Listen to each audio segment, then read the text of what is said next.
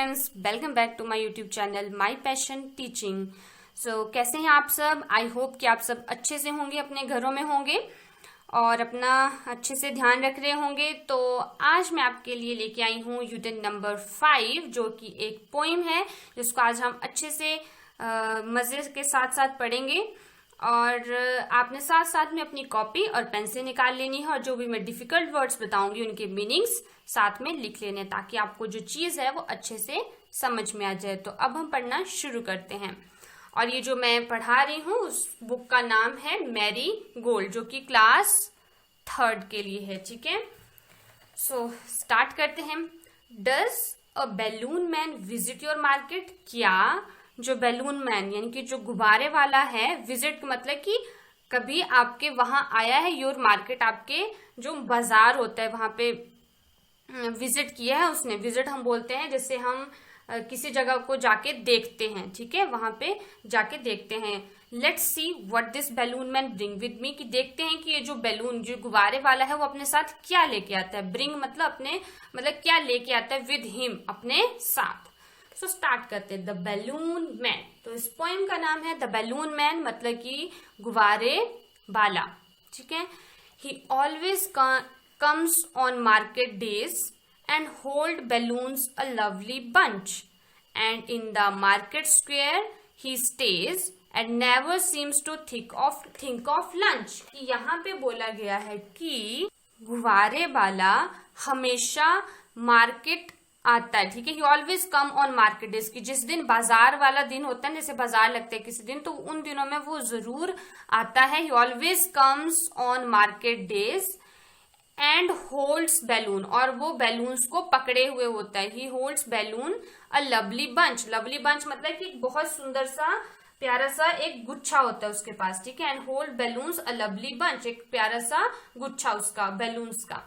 And in the market square he stage, और जो market का जो चौराहा होता है वो वहां पे हमेशा रुकता है। ठीक है, वो वहां पे स्टेज करता है, मतलब वो वहां पे रुकता है। चौराहा होता है जहां पे 4 रास्ते मिलते हैं।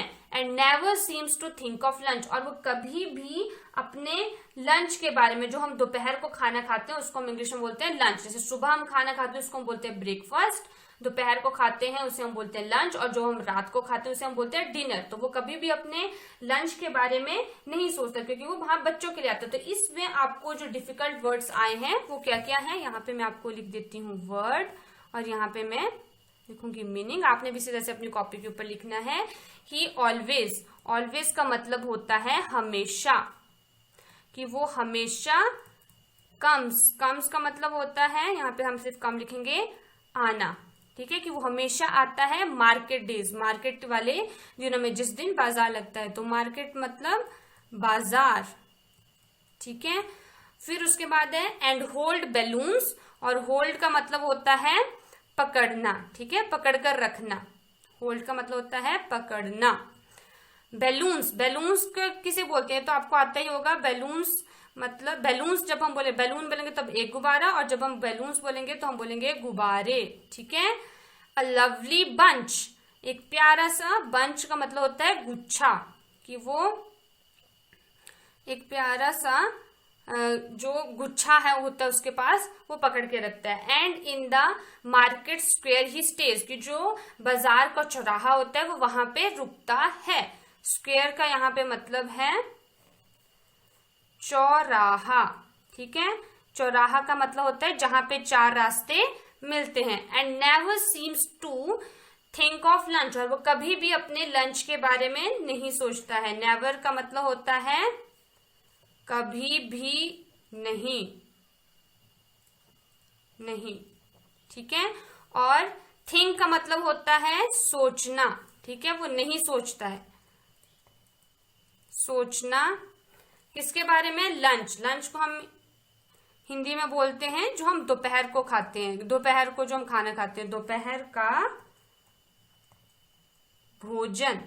ठीक है, वो हमारे पास हो गया। तो ये हमारे को फर्स्ट पैराग्राफ में बोला गया। उसके बाद है there are red and purple, blue and green, कि वहां पर रेड कलर के पर्पल कलर के, लाल रंग के और बैंगनी रंग के, ब्लू कलर मतलब नीले रंग के, ग्रीन मतलब कि हरे रंग के बैलून्स होते हैं, ठीक है। दे आर, वो जो बैलून होते हैं वो लाल रंग के, बैंगनी रंग के, ब्लू रंग के और ग्रीन कलर के, मतलब ग्रीन मतलब हरा, नीला, बैंगनी और लाल रंग के होते हैं। And when it is a sunny day the cards and the people get between, you see them shining far away, कि जब भी सनी डे होता है मतलब कि जब भी धूप भरा दिन होता है तो उस दिन वो जो गुब्बारे होते हैं वो हमें बहुत दूर से, you see them shining far away, कि आप बहुत दूर से उनको जो है वो चमकते हुए देख सकते हो, ठीक है। तो यहाँ पे ऐसा बोला गया है कि, तो ये इस पैरे में बोला गया है कि जो गुब्बारे हैं उनके रंग जो है वो लाल इस तरह के होते हैं। तो मैं इनको आपको दिखा देती हूँ। वैसे तो आपको रंगों का ज्ञान तो होगा ही। रेड का मतलब होता है लाल, ठीक है, लाल रंग के होते हैं। पर्पल का मतलब होता है बैंगनी, ठीक है। फिर हमारे पास है ब्लू, ब्लू का मतलब होता है नीला, और ग्रीन का मतलब होता है हरा, ठीक है। तो इस तरह के उसके पास रंग बिरंगे गुब्बारे होते हैं। And when it is a sunny day, sunny day का मतलब होता है कि जो धूप भरा दिन है जिसमें बहुत तेज धूप होती है, तो उसको बोलते हैं धूप भरा, ठीक है। जिस दिन धूप भरा दिन होता है, the cards and the people get between, की अगर बीच में जो है वो लोग होते हैं या जो कार्ड्स होते हैं मतलब कि जो बैलगाड़ियां होती हैं, अगर वो बीच में हो तब भी you see them shining far away, कि आप उनको बहुत दूर से चमकते हुए देख सकते हो। शाइनिंग मतलब कि चमकते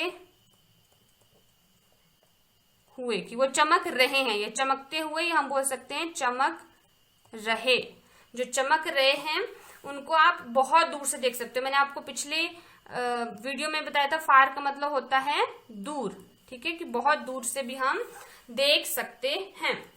and some are big and some are small, कि कुछ उनमें से बड़े होते हैं, कुछ उनमें से छोटे होते हैं। All Tide together with the string, tight का मतलब होता है बंधे हुए होना, और किसके साथ बंधे हुए होते हैं, वो सारे स्ट्रिंग के साथ, मतलब कि डोरी के साथ वो सभी के सभी बंधे होते हैं। कि ये सारे गुब्बारे आप देख रहे होंगे वो सभी टाइड है, मतलब बंधे हुए हैं किसके साथ, डोरी, एक धागे के साथ। And if there is a wind at all, कि अगर वहां पर कहीं हवा होती है, they tug and tug like anything, कि वो जो है वो टग और टग करते हैं, कि उनमें वो खींचते हैं, लाइक एनीथिंग, खींचने लग जाते हैं, मतलब टग एंड टग लाइक एनीथिंग, कि वो जो है वो खींचने, मतलब कि जैसे इनके हाथ में अगर हवा चलेगी तो इधर उधर को जाएंगे, तो उसकी वजह से वो खींचने लग जाते हैं। तो इसमें जो हम डिफिकल्ट वर्ड्स के मीनिंग आएंगे उनको लिख लेंगे। तो हमने क्या पढ़ा इसमें, बिग, स्मॉल, ये तो आपको पता होगा, बड़ा और छोटा। यहाँ लिख देती हूँ मैं। सम का मतलब होता है कुछ, ठीक है, उनमें से जो हमने बोला कि कुछ स्मॉल थे यानी कि छोटे थे। यहाँ पे हम लिखेंगे कि कुछ जो थे वो छोटे थे। बिग का हो गया मतलब कि कुछ जो थे वो बड़े थे, ठीक है। फिर हमने और वर्ड्स पढ़े यहाँ पे। टाइड, टाइड का मैंने आपको भी मतलब बताया कि टाइड का मतलब होता है कि बांध कर, मतलब बंधे हुए, ठीक है, बंधे हुए। टाइड, वो बंधे हुए थे। टाइड विद क्या, टुगेदर विद द स्ट्रिंग, एक साथ। टुगेदर का मतलब क्या होता है, टुगेदर का मतलब होता है एक साथ, कि वो एक साथ क्या थे, बंधे हुए थे। किस चीज के साथ, स्ट्रिंग के साथ। स्ट्रिंग का मतलब होता है डोरी या फिर धागा आप बोल सकते हो, ठीक है, वो उससे बंधे हुए होते हैं।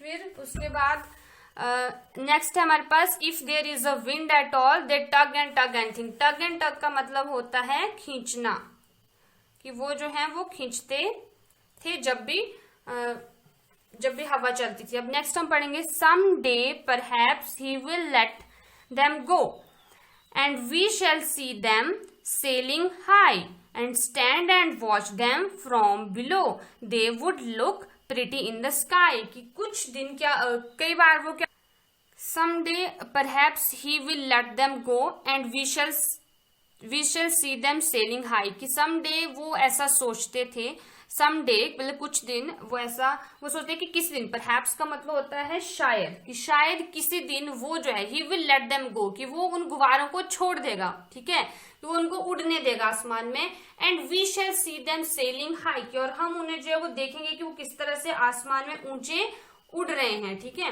And stand and watch them from below, हम जो है खड़े होके उन्हें देखेंगे ऊपर की तरफ को, मतलब नीचे से हम ऊपर की तरफ को उनको देखेंगे कि कैसे वो उड़ रहे हैं। And they would look pretty in the sky, और वो बहुत ही ज्यादा सुंदर लगेंगे आसमान के अंदर। तो ये इस कविता के अंदर बोला गया है कि जब वो उड़ेंगे तो वो बहुत ही ज्यादा सुंदर दिखाई देंगे, ऊंचे उड़ते हुए दिखाई देंगे।